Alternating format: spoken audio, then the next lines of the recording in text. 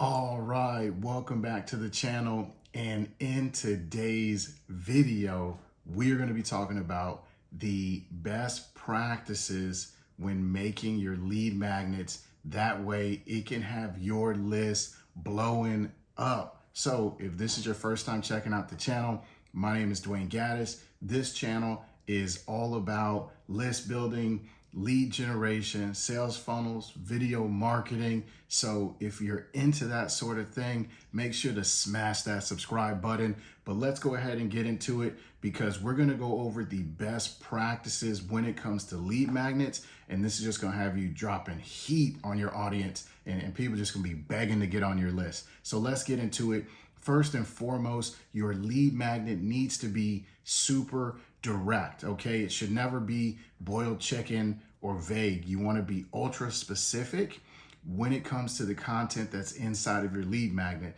Now, the next thing you want to make sure is that your lead magnet is solving one problem. The biggest mistake people make is they try to make these elaborate lead magnets that have all of these different parts and things like that, and it actually has the adverse effect. So the person is thinking when they're doing that, yo, I'm over delivering value, they're gonna love it. No, it has the opposite effect. If you're solving too many problems, the odds are the person isn't actually gonna finish the lead magnet, which means they don't get the result. And if they don't get the result, then your lead magnet just ain't gonna hit the same. So you wanna make sure that you're solving one problem with your lead magnet. Now, the next best practice is this. Your lead magnet needs to speak to a tangible, promised result. All right. So, hey, DG, what does that mean? Okay, here's what it means. It means that when they get a result from consuming your lead magnet, it has to be something that's noticeable.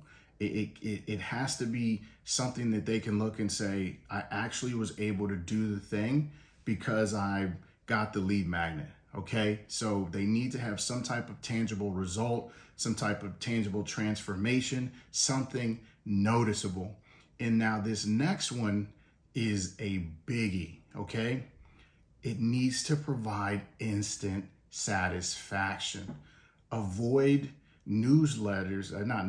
avoid lead magnets that don't provide that instant satisfaction, okay? Because again, the more delayed the result, the less effective your lead magnet is. When somebody gives their email address away or contact information away for a thing, it's impulsive. So they're gonna want that result. The more you delay it, the less effective it is. Now, the next two go hand in hand. And the first one is your lead magnet needs to have significant perceived value.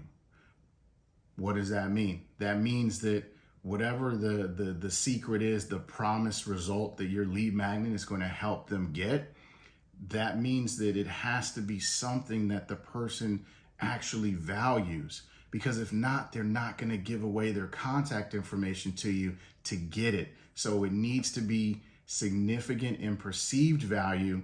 And then last, but certainly not least, your lead magnet needs to be high in actual value.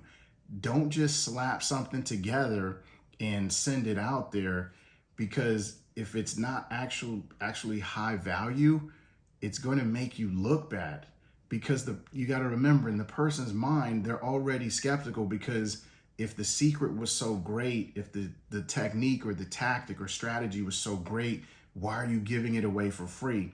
So if what you put together and what you're delivering isn't actually high value, then it's going to hurt the way that potential prospect perceives you. So you want to make sure that your lead magnet is high value. So there you have it, super direct. Solve one problem, speak to a tangible promised end result, instant satisfaction, significant perceived value, and high actual value. When you do that, your lead magnet is going to be so fire that people are just going to be begging you for more. They're going to want everything you have after that. So make sure you follow these best practices And look, I actually put this together in a pretty nifty little cheat sheet. I'm going to drop a link in the description below where you can go ahead and grab this free guide. It is the 8 elements to the perfect lead magnet. There was a couple there that we just kind of left off, not really enough time to get into all that in the video, but make sure to check that out if that's something that you're interested in.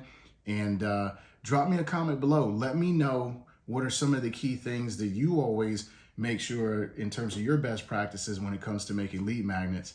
And until the next time, peace.